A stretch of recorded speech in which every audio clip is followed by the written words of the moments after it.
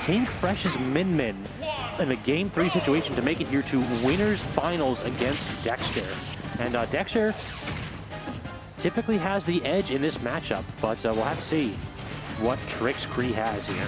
Yeah, typically this goes in Dexter's favor here, but when Creepooba's coming off of winning a set versus Pink Fresh on Min Min, which I gotta imagine is an awful matchup for Ridley, maybe you know, Creepooba might be kind of hot tonight, might be firing on all cylinders, and that might be enough. He was playing really well in that matchup. He did exactly what he needed to do in that matchup, exploiting Pink Fresh's recovery options. We'll have to see if he's able to do that against Dex.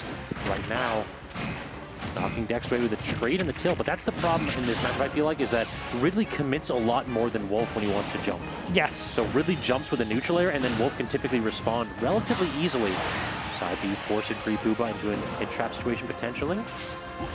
Yeah, that is the dynamic. Ridley does commit a lot with those jumps, covers a lot of space too, but against these high gravity characters that get out of the way, and you see Dex utilizing that to big effect here, it can be difficult to really use that to zone out. Dex is playing the grounded game there to get in under a nair to find that stop. And dash attacking directly underneath Cree's projectiles. That is the other issue in this matchup, is that when it comes to zoning abilities, Dexter has a big advantage. Yes. Blaster is, you know, I gotta say, Blaster is probably like... Oh, it's like top 5 projectiles. Yeah, 25% so of the reason Wolf is so high tier. Because there's so many matchups that would be awful, but you can just shoot at them. Creepooba, though, landing the Space Pirate Rush there and just tearing Dex off the side of the stage. That is one of the coolest command grabs in the game.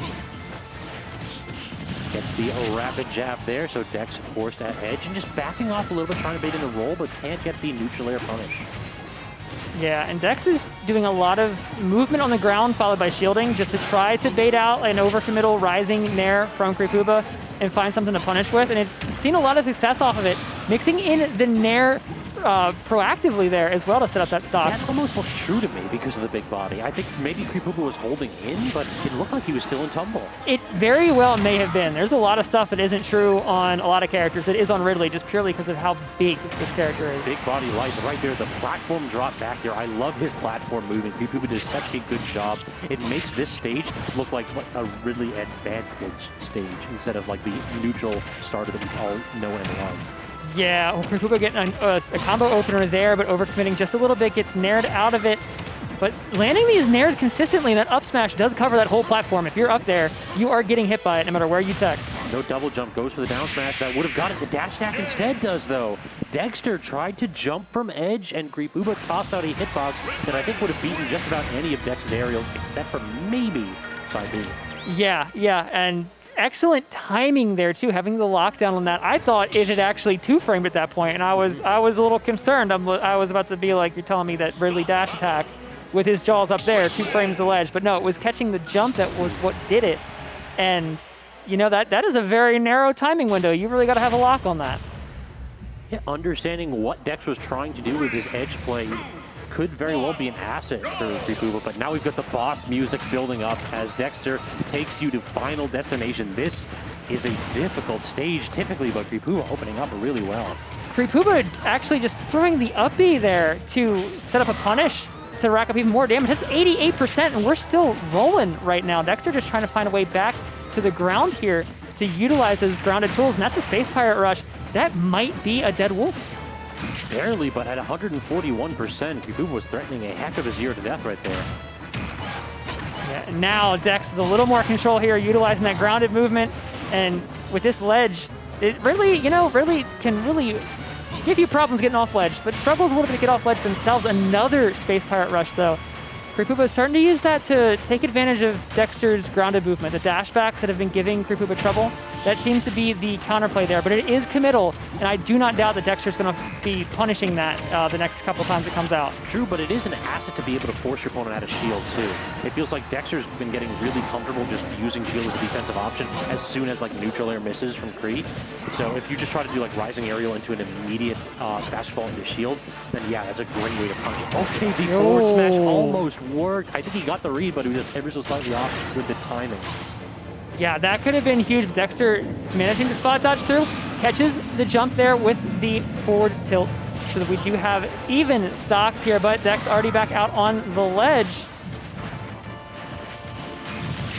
Rapid jab getting Dex off stage. No double jump anymore. So we're going to get the 2-frame. No, the forward tilt barely misses. Creepooba is actually just going in and just throwing out a smash attack or something fairly crazy committal, but high lethality. Just out of, you know, fairly standard situations, you wouldn't be expecting it, but it's working, and it's taking the stage with no platforms that would otherwise be a problem for Ridley, and it's keeping him alive in the matchup. Oh no, he just did not. He didn't tech. Dexter caught sleep at the wheel right there as Creepooba snatches him off the edge, tosses him into the darkness, and launches a 2-0 lead here in winners finals. And that's just dirty too. Like that, you know, you have the option. You know, you can tech and you can get out of that. But when you watch Ridley just snatch somebody off the stage and just bounce them off the bottom into the blast zone, you can't help but be like, oh, that's mean. That's just mean. Every time that happens, you just hear like the situation. It's like, oh, I've made a mistake. You have a moment to consider the fact that you have messed up. Yeah. If you know, if you haven't played the Metroid series and you didn't know, that moment should tell you right there. Ridley is a villain, 100%. This is a bad guy. Bad. Yeah. Dex actually switching off of his tried and true Wolf onto Lucina now. Interesting. I think the last time I saw Dex forced off of Wolf was against the ZD in a grand finals match when things were looking this desperate in an 0-2 situation. So it appears as though this counter pick is perhaps last resort here when he thinks that he can get a reverse 3-0 out of it. Yeah, I believe that actually was the case on Tuesday as well. Dex pulled the Lucina out in the middle of the set versus ZD. But yeah, this is the first time I think I've seen Dex pull this out versus just about anyone else here, at least in a while. So, but still looking really clean, still looking really polished. That was almost a stock on a Nair 1 to forward smash.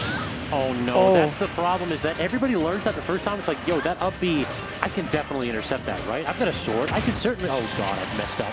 It's so disjointed. It is more disjointed than you think it is. It's not visually particularly like easy to understand where you can contest it. I think it's just like the wings have some kind of invuln. Yeah, the wings have some kind of, it's either armor or intangibility. I can't remember which, but either way, there's the tip is a little tough to get through. There's a little bit of distance where you cannot hit Ridley and to knock him out of it.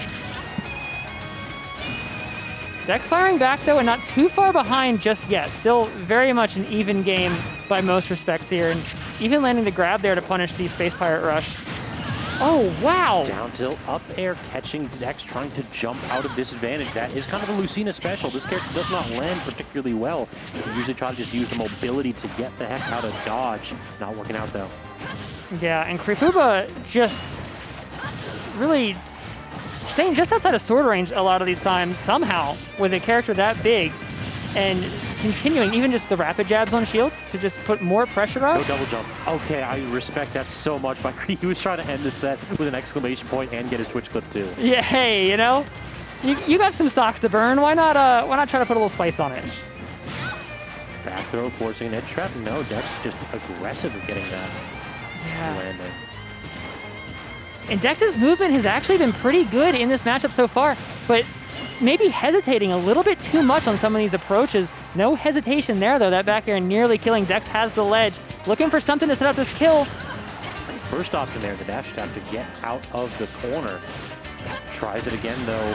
Back air going to send Dex all the way across stage, and this is a point where you have to get a kill right now. I don't feel like you can give Creepooba the opportunity to just up smash you like that. Wow, yeah. And that up smash covered so much range up there. Sometimes it does feel like when Ridley's got you in the corner, sometimes it feels like you have no options. There's so many hitboxes that he has to cover space above and directly in front of you.